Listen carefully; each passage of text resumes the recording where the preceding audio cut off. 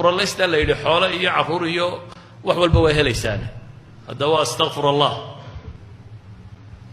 halay sheegayna niyaro Soomaaliyeed oo muslima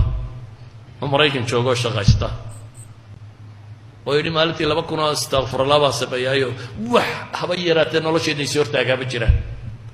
hooyaday baan maalintii dambe oo dukaan haysato waxaan ku yidhi hooyo haddaad laftaada astaghfirullah badiso dukaanka uu camirmaya islaantiina way samaysay dukaankeedu baaba camirmay kuwa kale la dhaafaa waxaan uga jeedaa marka waxa layna baraya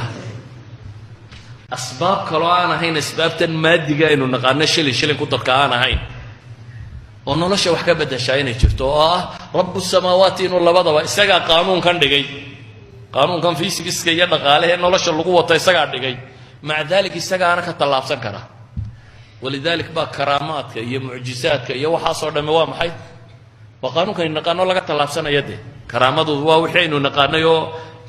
laga talaabsaday ولذلك suuradani waxayna baraysaa marka fitanka dhamaanteed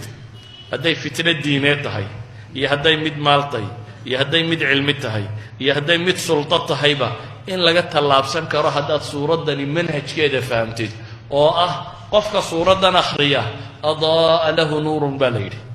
nuur baa loo ifiyaa oo bayna aljumca waljumca ku ifsan kara baa loo ifiyaa waxaan leenahay suuradatani waxay baraysaa qofka muslimka noloshu waxay leedahay wax laga boqo waxay leedahay mushkilaadka hor yimaada waxay leedahay mugdiyadu qalaq bay leedahay waxay suuradani ku baraysaa sakiinada xasiloonida iyo tumaaniinada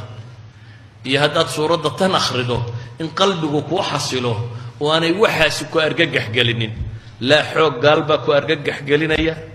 wala dhaqaalay ka badanayaan ba ku argagax gelinaya wala dunidaanu maamulaba ku argagax gelinaysa waayo waxaad rumaysatay rabbus samaawaati wal ardi inaad ku xidhan tahay oo ku taxantay walidaalika ayuha alahibba haddaynu isnaana suuradda ka warrama runtii wax badan baynu sheegi karnaa